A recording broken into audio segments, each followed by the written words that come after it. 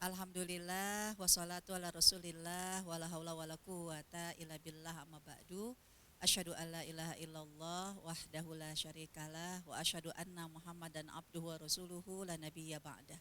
Allahumma salli ala Muhammad wa ala ali Muhammad fil alamin innaka Hamidum Majid.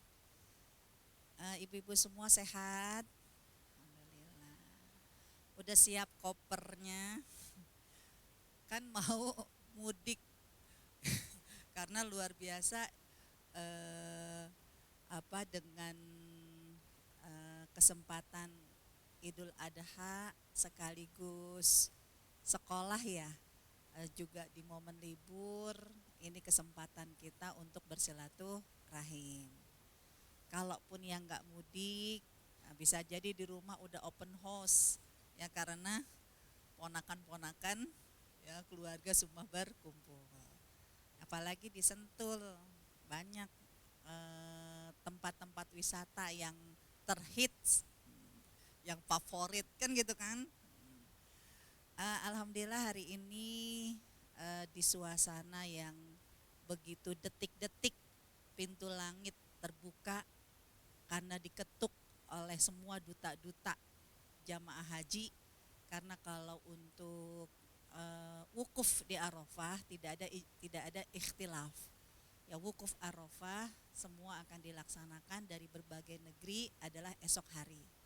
Ya, sehingga kesempatan ketika langit terbuka, walaupun kita di kondisi daratan yang berbeda, karena sesungguhnya walaupun berbeda-beda daratan, langitnya beda-beda atau sama? Sama. Jadi apapun yang terjadi dengan khilafiyah penetapan Idul Adha, tapi jangan lupa bahwa besok ketika padang Arafah dipenuhi oleh jamaah haji dari mulai ba'da zuhur, ya berarti di Indonesia kurang lebih di sore hari karena 4 jam ya perbedaannya, 4 sampai 5 jam lah kalau untuk Indonesia, karena ada Indonesia bagian barat, ada Indonesia bagian timur. Nah, pada saat pintu langit terbuka, jangan sampai semua doa-doa dikabulkan tapi tidak dengan doa kita. Na'udzubillah min dzalik. Kenapa? Karena ada beberapa hal yang perlu kita siapkan. Jangan sampai di momen terakhir, catur bulan terakhir, rapot kita ini lagi mau dilaporkan sama Allah. Ya, kalau dalam hitungan sekolah kan kenaikan kelas dihitung dari triwulan terakhir kan. Nah, rapot itu ya naik atau tidak naik, nah, itu 3 bulan terakhir ini akan menjadi penentu. Sama kita juga demikian, 3 bulan terakhir ini menjadi patokan rapot kita mau naik, dinaikkan kelasnya oleh Allah atau naudzubillah min dzalik masih tinggal kelas, tergantung dari 3 bulan ini. Bulan apakah itu? Nah, saya mau tanya, kalau bulan-bulan dalam Masehi, 3 bulan terakhir bulan apa aja Bu? Oktober, November, Desember, 10, 11, 12. Itu kalau bulan Masehi. Kalau bulan Islam, 10, 11, 12 bulan apa aja? Syawal, Lebaran Idul Fitri kemarin, kemudian Zulqaidah bulan lalu, dan hari ini bulan Zulhijjah. Jadi rapot kita itu tergantung dari bulan Syawal, Zulqaidah dan Zulhijjah. Walaupun Syawal dan Zulqaidah udah lewat, kesempatan untuk kalau memang ada yang ya kurang-kurang kemarin kita di bulan Syawal, kurang-kurang kita di bulan Zulqaidah. Menjelang Zulhijjah 9, 10, masih ada 22 hari lagi, benar-benar kita SKS, sistem kebut semalaman ya. Jadi setiap malam kita kebut agar rapot kita benar-benar menjadi rapot yang terbaik. Nah, salah satu dari upaya kita biar rapot kita semuanya tidak bermasalah tapi rapot kita baik, inilah yang akan kita bahas ya, yaitu bagaimana praktek takwa.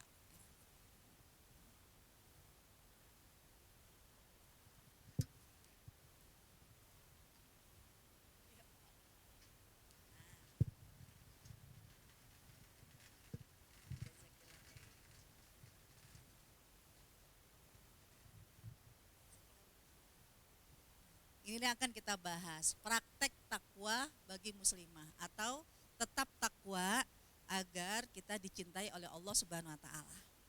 Kenapa?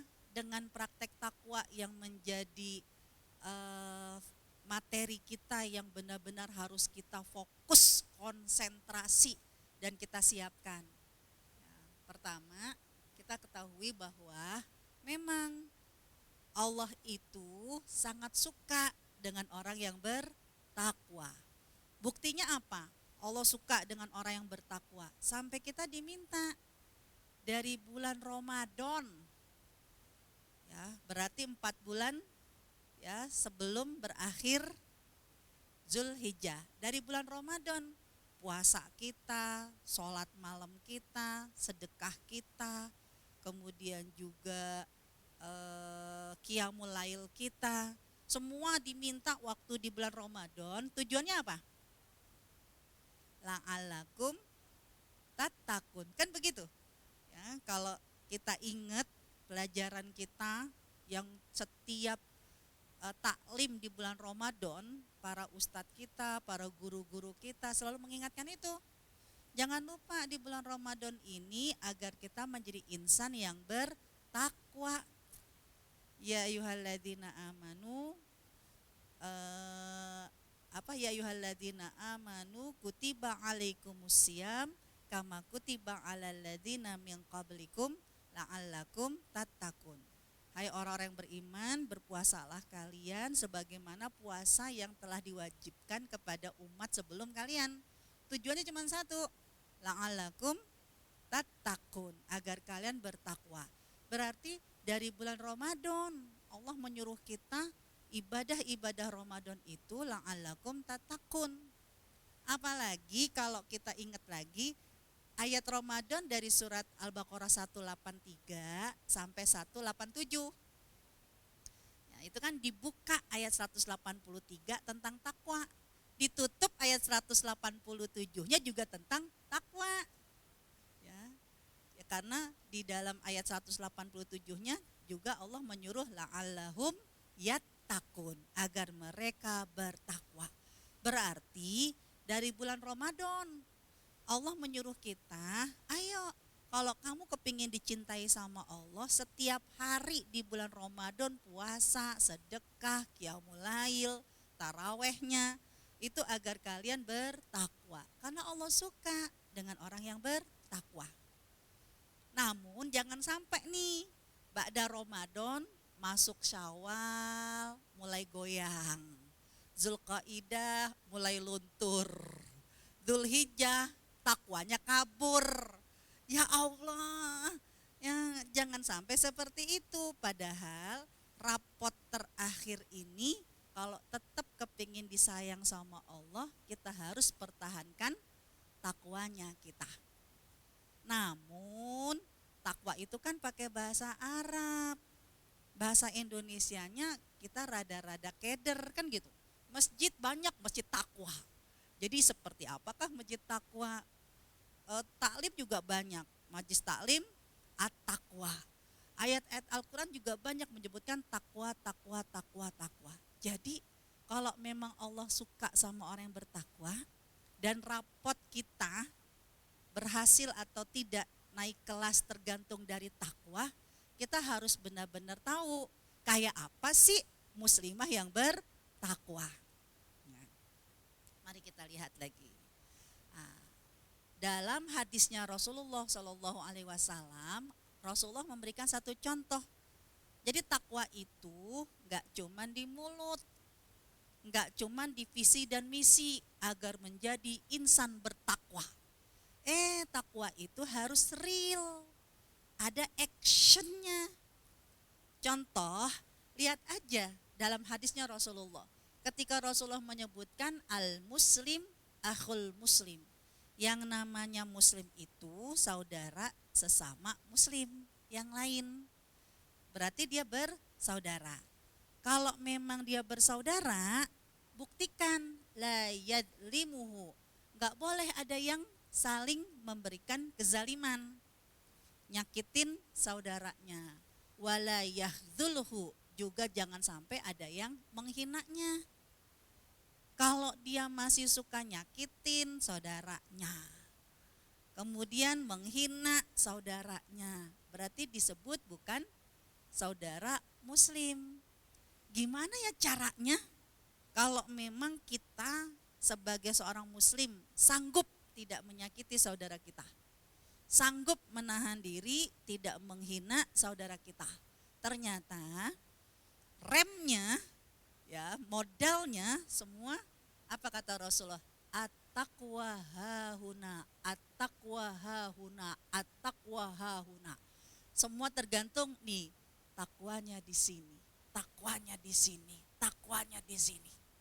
Berarti jika seorang muslim ngaku muslim tapi masih suka nyakitin saudaranya, tidak hanya dia dianggap ada yang gak beres dengan kemuslimannya, tapi lebih menyedihkan lagi, sudah dicabut kasih sayang Allah kepada dia.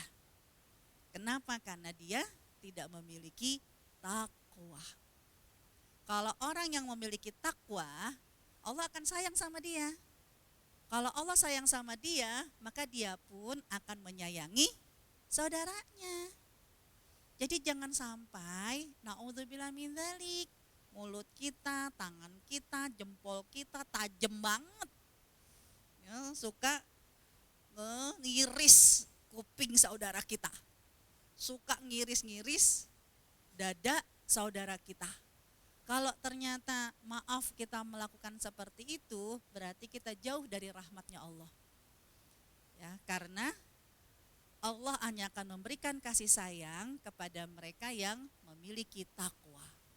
Takwa berarti di sini dia akan mampu menahan diri, enggak akan pernah menyakiti orang lain, karena dia sayang sama orang lain. Ya, sebab Allah sayang sama dia, maka dia pun sayang sama Allah.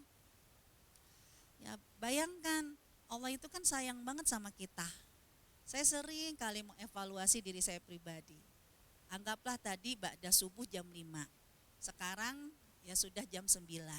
Ya, 9:30 lah. Berarti 6, 7, 8, 9, 4,5 jam. Cung tangan, siapa di antara kita yang 4,5 jam tidak berbuat dosa? Baru 4,5 jam dari jam 5. Ya, bisa jadi ya Allah, enggak sih, enggak nyakitin orang, tapi bisa jadi nyakitin Allah. Kayak apa nyakitin Allah? Allah punya hak loh untuk kamu syukuri, kok kamu tidak bersyukur? Bisa jadi enggak sih kita enggak nyakitin orang dengan lisan kita, tapi kita ngegerutuk gara-gara apa, ngepotnya dia tadi di depan kita, kan gitu kan.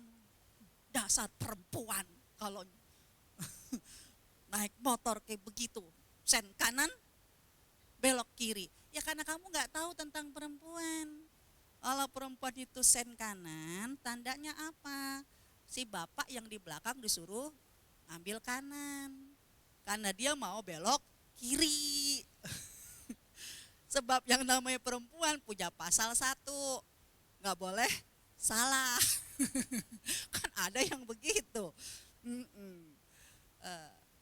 Disinilah berarti ada pesan dari Rasulullah SAW. Begitu berharganya sebuah kata takwa. Sampai kemudian Allah juga mengajarkan kepada kita, kalau kamu kepingin Allah sayang dengan menghadiahkan rasa takwa, sensitif takwa, ayo ada banyak latihannya. Harus banyak latihan. Kalau hadisnya Rasulullah ini adalah tahan, jangan sampai menyakiti orang lain.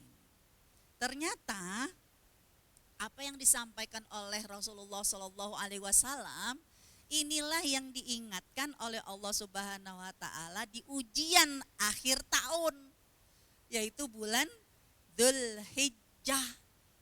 Biasanya nih kalau orang yang naik kelas berarti bisa jadi dia orang yang waras. Kalau ada siswa yang nggak naik kelas kan bisa jadi ada yang nggak beres dari logikanya, ada yang nggak beres dari akalnya. Kalau sampai nggak naik kelas, kan biasanya kita begitu. Ada anak kita, santri, siswa, kok sampai sepakat guru-guru nggak bisa naikin kelas. Berarti kan ada sesuatu yang nggak beres. Ya, nah Allah mengajarkan kepada kita jangan sampai kamu sampai nggak naik kelas di sekolah kehidupan di akhir tahun ini. Gara-gara apa? Kamu disebut orang yang kagak waras. Dan Allah yang menyebutkan seperti ini, kita lihat ujung ayatnya. Karena ujung ayatnya wattaquni ya ulil albab. Bertakwalah kepadaku wahai orang-orang yang mempunyai akal sehat. Berarti kebalikannya orang yang tidak memiliki akal sehat apa, Bu? Orang yang memiliki akal sehat berarti kebalikannya apa? Yang tidak memiliki akal sehat namanya apa? Ya gila kan. Lebih serem lagi kalau gila. Ya kan? Jadi Allah menyebutkan ini pesan 3 bulan terakhir. Kenapa? Kamu kalau mau dianggap gak gila, bahasa kasarnya. Kamu kalau mau dianggap orang yang waras sehingga layak naik kelas, perhatikanlah 3 bulan terakhir ini. Karena ayatnya berfirman al-hajju asyhurum ma'lumat. Musim haji itu adalah bulan-bulan yang telah dimaklumi. Jadi enggak cuma 1 bulan. Coba tengok kalau yang pegang mushaf. Ada itu penjelasan footnote-nya. Karena itulah penjelasan dalam tafsirnya. Yang disebut dengan bulan-bulan haji, itu bulan apa? Enggak cuma bulan Dzulhijjah. Al-hajju asyhurum ma'lumat, itu ada 3 bulan. Surat Al-Baqarah ayat 197. Kalau yang Quran digital enggak ada footnote-nya ya. Tapi kalau Quran yang cetak itu ada tuh footnote-nya. Nanti lihat aja di rumah. 3 bulan, yaitu bulan Syawal, Zulqaidah, dan Dzulhijjah. Siapa yang bawa Quran mushaf terjemah? Ada enggak? Atau Quran digitalnya di handphonenya ada keterangan footnote-nya? Ada enggak? Itu Quran terjemah. Enggak ada footnote-nya ya? Ada ya? Syawal, Zulqaidah, dan Dzulhijjah. Itu 3 bulan. 3 bulan terakhir disebut dengan bulan-bulan haji. Berarti apa? Allah mengingatkan kita di 3 bulan ini. Ya, faman faradha fihinnal hajja. Siapa yang mengerjakan ibadah haji? Masalahnya kan adalah semua orang berkewajiban menunaikan ibadah haji. Karena rukun haji rukun yang ke-5, kan gitu. Namun siapakah yang diberangkatkan dalam setiap tahun tergantung rezeki. Rezekinya pun tergantung ikhtiar, daftar atau kagak daftar, kan gitu kan. Kok saya nggak dipanggil-panggil, lah kagak daftar. Yang dipanggil aja, yang daftar aja kudu ngantri. Jangan, ya mungkin memang belum dipanggil sama Allah. Ya kamu kalau mau dipanggil sama Allah daftar dulu. Di mana-mana juga kalau mau nunggu panggilan yang ngantri dulu, berarti kan daftar dulu. Artinya apa? Ayat ini tidak ditujukan hanya untuk mereka yang menunaikan ibadah haji, tapi mereka yang memang menganggap setiap 3 bulan bahwa inilah kesempatan dia untuk naik kelas. Karena bulan haji, kesempatan untuk menunaikan ibadah haji ini tergantung rezeki. Tapi siapapun yang ada di tanah air pasti bulannya sama. Bulan Syawal yang di tanah suci sama gak dengan bulan Syawal di negeri kita? Sama. Bulan Dzulhijjah yang di tanah suci sama gak dengan bulan Dzulhijjah di negeri kita? Sama. Cuman kadang kita gak ngeh aja nama bulannya. Ya, taunya Juni udah mau akhir kan gitu kan. Dzulhijjahnya lo tanggal berapa kan gitu kan. Pokoknya tanggal merah aja deh. Tanggal merahnya bulan Masehi. Nah Allah mengingatkan, ayo begitu 3 bulan ini, wahai orang-orang yang waras, diminta oleh Allah, fala rofata, jangan kamu berkata kotor, berkata porno, ya, berkata vulgar, atau melakukan perbuatan yang porno, perbuatan vulgar. Apapun ibadah yang kamu lakukan, tapi kamu mengatakan hal-hal yang vulgar, berarti ada sesuatu yang salah. Kemudian apalagi? Wala fusuko, nih jangan kamu berbuat maksiat. Maksiatnya fusuk di sini adalah mencederai perasaan orang lain. Ya, karena fasik, ya berarti dia merusak dan mencederai perasaan orang lain. Ya, suka nyakitin. Lihat aja dalam surat Al-Hujurat ayat yang ke-11. Sampai disebut perbuatan fasik itu ketika kita menghina orang lain, memanggil orang lain dengan panggilan yang tidak disukai. Bi'salimus fusuqo ba'dal iman. Itu benar-benar disebut kategori perbuatan yang fasik. Kemudian apa lagi? Wala jidala, jangan suka berdebat.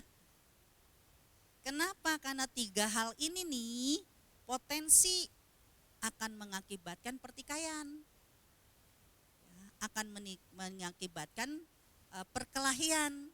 Sedangkan bulan-bulan haji haram, ya, terjadi pertikaian, ya, perselisihan. Nah, Allah sampai mengingatkan, gak mungkin kamu bisa tidak berkata kotor. Gak mungkin kamu bisa tidak menyakiti orang lain, mencederai perasaan orang lain. Gak mungkin kamu bisa menahan diri gak berdebat. Walaupun bisa jadi saya benar, tapi potensi kita juga salah. Hari ini dia benar, tapi potensi dia juga salah. Artinya apa? Semua orang bisa jadi kemungkinan salah, kemungkinan benar. Potensi salah juga terbuka peluang benar. Hindari perdebatan. Kalau gak mungkin kamu mampu menahan 3 ini kalau kamu tidak punya bekal.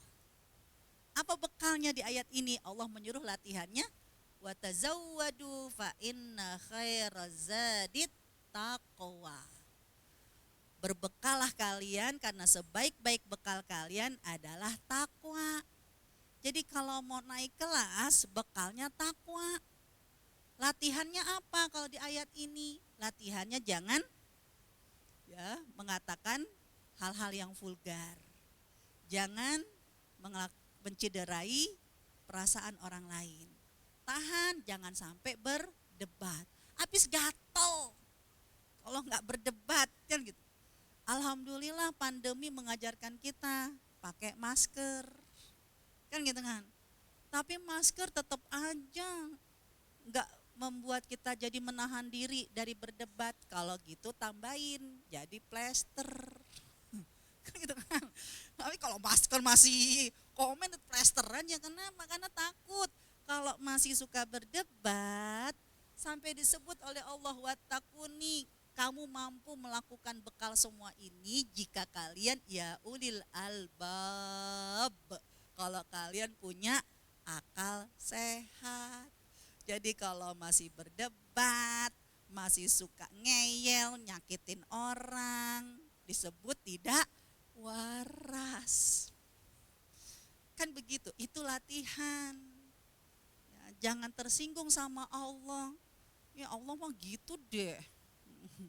Ya, kok jangan baperan kan gitu lah, Allah yang bilang. Makanya kalau kamu kepingin dianggap waras sama Allah, Allah cuma minta latihan kamu.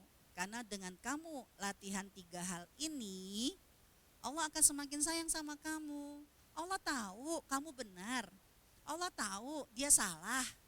Tapi kenapa kamu diminta untuk tahan perdebatan? Karena Allah sayang sama kamu. Ya Allah cinta sama kamu. Kamu menahan diri agar tidak terjadi pertikaian. Karena kalau udah lagi ngotot-ngototan, semuanya pasti merasa benar. Siapakah yang paling disayang sama Allah? Dialah yang paling waras, nggak usah diladenin, kan gitu kan. Nah kita nanti nih mulai besok Selasa, Rabu, Kamis siap-siap disayang sama Allah atau tidak. Karena bisa jadi di kanan kiri kita ada yang berbeda. Bingung dijadinya saum Arafahnya kapan sih? Kan gitu kan? Hmm, Coba kita lihat, ada nggak ya di sini? Lah kok mati, Mas? Mas Amril. Nah, coba kita lihat di sini mati ya? Oh, kita lihat dalam surat Al-Baqarah di ayat 189. Surat Al-Baqarah ayat 189, Allah Subhanahu wa taala mengingatkan. Ini kita biar punya ilmu, jangan sampai ya dianggap gak waras sama Allah, nanti sensitif. Yang besok malam bisa jadi minta dibangunin sahur. Ya karena dianggap 9. Udah. Kenapa, Mas? Udah. Gak apa-apa yang tadi. Siap. Oke, itu dulu. Jadi kalau mati apa yang diklik aja. Jadi karena bisa jadi nih mulai nanti malam mulai galau nih. Ada yang kepingin saum Arafah. Kenapa? Karena besok Saudi sudah mulai wukuf. Ada yang loh besok baru tanggal 8. Tanggal 9-nya hari Rabu. Akhirnya ada yang mau puasa di hari Rabu. Nah, galau lagi. Kok hari Rabu puasa sih? Sedangkan di sana udah takbiran. Berarti hari tasyrik. Ingat, kenapa kita kudu waras? Jangan sampai bertikai. Nah, sedikit ilmu surat Al-Baqarah ayat 189 sebelum ayat ini. Ya, dan menguatkan ayat ini. Ketemu Ibu? Di ayat 189 Allah berfirman kalau saat manusia berkata kepada Nabi Muhammad, bertanya kepada Nabi Muhammad, apa yang ditanya? Yas'alunaka anil ahillah. Mereka bertanya tentang hilal. Apa sih hilal? Yang setiap kalau Ramadan dicari-cariin, setiap Idul Fitri dicari-cariin, kemarin juga ya hari Senin juga dicariin. Hilal itu anak bulan sabit yang menandakan waktu. Dari awal Allah sudah menyebutkan kalau hilal itu, anak bulan itu fungsinya 2. Pertama apa? Yas'alunaka anil ahillah qul hiya mawaqitu linnas. Fungsi pertama untuk penetapan waktu, penetapan tanggal. Berarti bisa jadi hilal di satu daerah dengan hilal di daerah yang lain kelihatannya beda-beda. Karena ijtihadnya beda-beda. Karena cara sudut pandangnya beda-beda. Ya, ada yang kayak di negara kita dengan Malaysia, Singapura harus 3 derajat. Ya, kalau udah sudut pandangnya beda, cara fasilitasnya beda, ketentuannya beda, ya udah bisa jadi beda-beda. Nah, itu yang pertama, hilal. Yang kedua apa fungsi hilal? Ya, wal hajj, untuk pelaksanaan ibadah haji. Berarti pelaksanaan mulai nanti Ayyamul Hajj, kapan mereka ke Tarwiyah, ke Mina, kapan mereka wukuf di Arafah, kapan mereka akhirnya untuk melempar jumroh dan mabit di Mina ya untuk 10, 11, 12 ya. Itu semua pasti pelaksanaan ibadah haji akan melihat hilal yang di Saudi. Dari 2 ini sampai Allah menyebutkan di ayat ini, walaisal birra, bukanlah kebaikan itu ketika babnya adalah kamu mendatangi haji, mendatangi rumah Allah sebagai tamu Allah yang begitu agung. Tapi walakinnal birra manittaqo. Siapakah yang disebut dengan orang baik dan berbuat baik? Mereka yang bertakwa. Salah satu praktek takwanya di ayat 197 ini. Apapun perbedaan yang terjadi, kamu harus mingkem.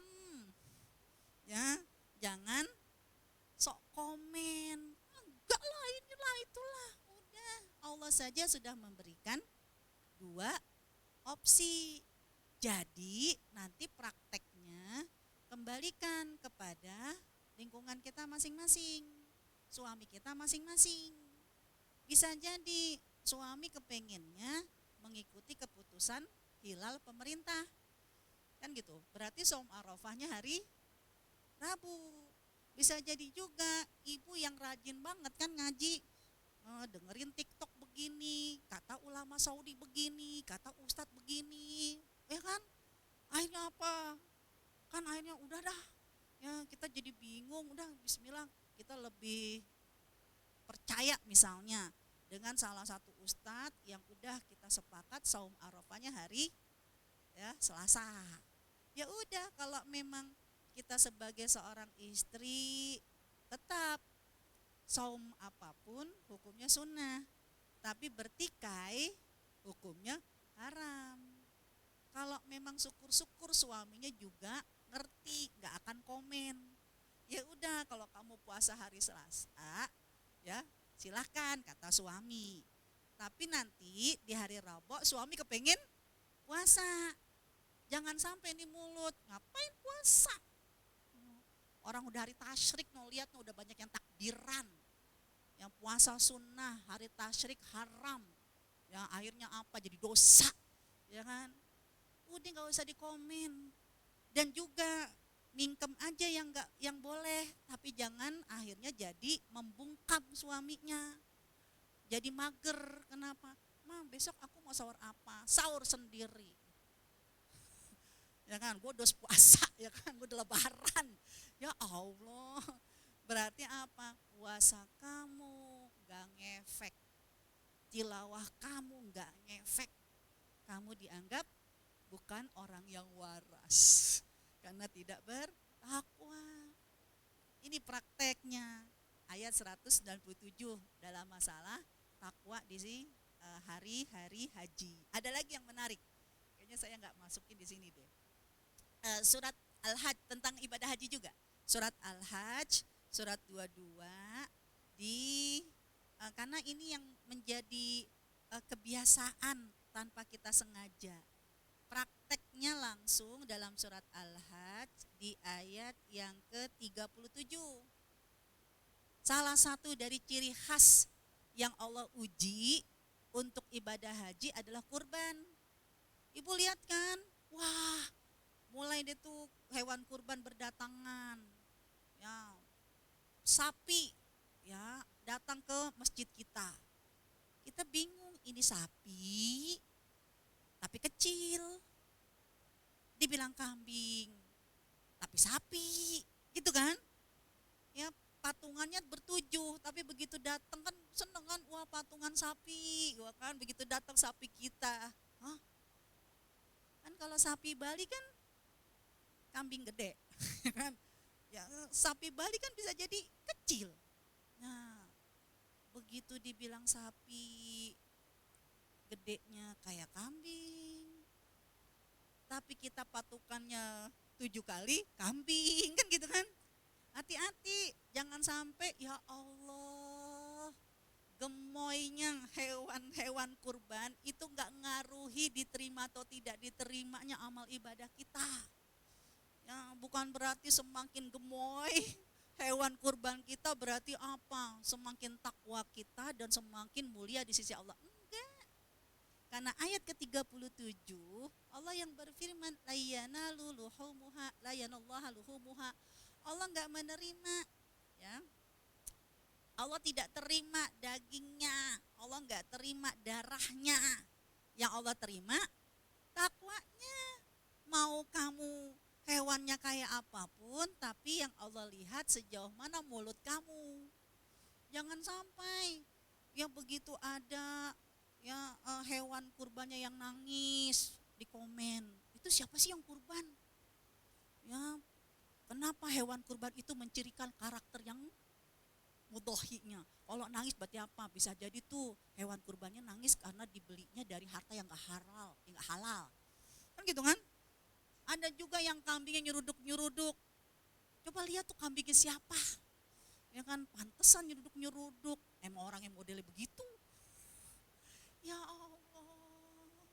Jangan berarti Allah mengingatkan kalau praktek takwa jangan pernah mengomentari hewan kurban orang lain.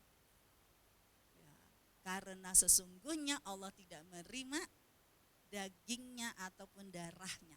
Yang Allah terima adalah kewarasan orang yang berkurban, yaitu ya tidak mengucapkan kata-kata yang fasik. Ini latihannya. Next yang berikutnya. Ayo. Surat Al-Baqarah ayat 282. Ini praktek lain lagi. Surat Al-Baqarah ayat 282 ini ayat yang paling panjang di Al-Qur'an. Karena satu halaman. Jadi kalau tadarusan bareng nih, nah, yang dapat 282 berarti apa? Ya siap-siap, yang lain satu ayat dikit-dikit. Nah begitu dia satu ayatnya sehalaman. Walaupun itu ayat sehalaman, tujuannya Allah menyebutkan di ayat ini, wattaqullah, bertakwalah kamu kepada Allah. Wa yu'allimukumullah, kalau kamu bertakwa kepada Allah, Allah akan ajarkan kamu. Berarti apa? Orang yang pinter, yang diajarin sama Allah ketika dia bertakwa dalam transaksi apa? Ayat ini bukan ayat tentang sholat, puasa, zakat, tapi ayat ini tentang transaksi jual beli. Jadi kalau kita kepingin disayang sama Allah pada saat bertransaksi, apakah transaksinya tunai atau transaksinya kredit, mau transaksinya besar, mau transaksinya kecil, jual beli, utang piutang, yang diminta oleh Allah adalah dicatat. Siapa yang tidak mencatat disebut sama Allah, wah ya berarti dia tidak punya ilmu. Karena bertakwalah kamu kepada Allah, wa yu'allimukumullah, Allah akan ajarkan kamu ilmu yang begitu bermanfaat. Berarti ayo kita evaluasi, jangan sampai ya kita meremehkan walaupun cuma transaksi kecil sama anak kecil. Sama siapa? Sama anak kita sendiri, sama cucu kita sendiri.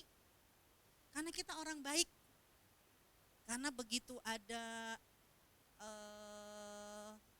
paket GoFood, Gojek datang, kita orang baik.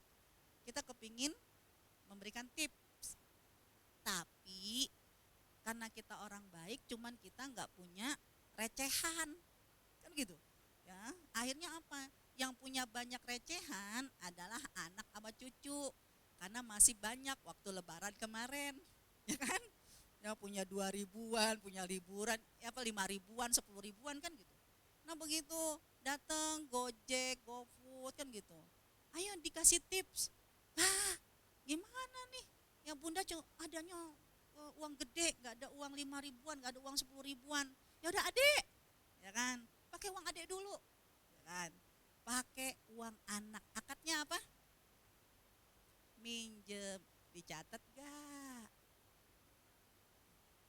Jangan sampai begitu minjem baik banget ya, begitu ditagih sama anaknya galak banget kan gitu kan ya. Minjemnya ikhlas padahal mah yang ngasih harusnya ikhlas, ini minjemnya ikhlas, begitu ditagih kagak ikhlas. Bunda kan uang aku habis bun, dipinjam dulu. Ya Allah, yang ikhlas kalau bantuin. Kemarin bilangnya minjem, masa nyuruh orang yang minjemin ikhlas? Kecuali kalau bilangnya minta, jangan tolonglah kamu bersedekah, dari uang kamu sedekahkan, ya dari hasil kamu keliling lebaran, uang ampau kamu sedekahkan. Berarti nyuruh anak kita, cucu kita ikhlas bersedekah.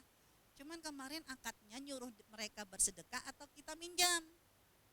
Nah kalau minjem berarti kewajibannya harus dibayar. Ya lupa, Alasan lupa dalam transaksi menandakan maaf, terhalangnya rahmatnya Allah. Karena rahmat Allah bagi mereka orang yang bertakwa, sampai di ujung ayatnya ini Allah mengingatkan, wattaqullah. Kalau kamu kepingin disayang sama Allah, kamu bertakwa. Nah, praktek takwanya Allah akan ajarkan kamu, yaitu apa? Sebesar apapun, sekecil apapun, tunai atau kredit, dalam transaksi kamu dicatat. Karena bahaya kalau nggak dicatat, potensi kita menzolimi orang lain. Potensi akhirnya berdebat. Aku udah bayar kok. Enggak, belum. Kamu masih 1 kali lagi, itu kemarin nastarnya belum bayar. Udah ya Allah. Waktu ngaji kemarin aku bayar. Enggak kok, belum. Akhirnya kan terjadi ketidaknyamanan. Ya, dua-duanya lupa. Dua-duanya tidak bertakwa. Sang penjual tidak bertakwa, sang pembeli tidak bertakwa. Karena tidak adanya catat mencatat. Repotnya lagi, gara-gara merasa semuanya, yang satu udah merasa bayar, yang satu udah menerima. Malaikat raqib dan atid kan yang paling tahu. Kagak ada yang bayar, kagak ada yang nerima. Ngeri. Dan itu akan menjadi sangkutan yang tidak lagi dibayar nanti di akhirat dengan emas ataupun perak. Mau gak mau dibayar pakai apa? Pakai pahala. Ini prakteknya. Udah mulai hari ini ya, kita masih punya kesempatan 22 hari menuju akhir Zulhijjah. Kalau 30 Zulhijjahnya, ya berharap udah sekecil apapun, sebesar apapun, dengan siapapun kita bertransaksi dicatat. Lanjut. Apalagi nih yang diminta oleh Allah Subhanahu wa taala? Praktek takwa. Kalau Allah kepingin mencintai kita. Surat Ali Imran ayat ke-76. Allah tidak pernah ingkar janji. Allah selalu memenuhi semua janjinya. Maka siapa yang memiliki sifat dan karakter seperti Allah sang pencipta yang tidak pernah ingkar janji, maka Allah pun juga akan mencintainya. Mereka yang komitmen dengan janji disebut oleh Allah sebagai orang yang bertakwa. Berarti latihanlah jadi orang yang bertakwa agar Allah suka, yaitu semua janji-janji kita aufa, tolong ditepati. Kalau enggak berani menepati janji, solusinya jangan janji. Ya. Besok mampir ya, iya insya Allah ya, insya Allah. Kamu bilang insya Allah, berarti kamu janji, kan insya Allah. Kalau kamu sudah nawaitu tidak ingin menepati janji dengan menggunakan insya Allah, berarti kamu dosanya ganda.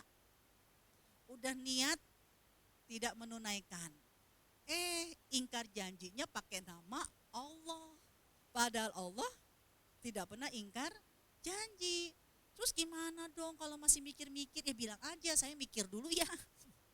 Lihat kondisi. Ya, jangan pakai insya Allah. Karena insya Allah hanya boleh diucapkan ketika memang kita berjanji.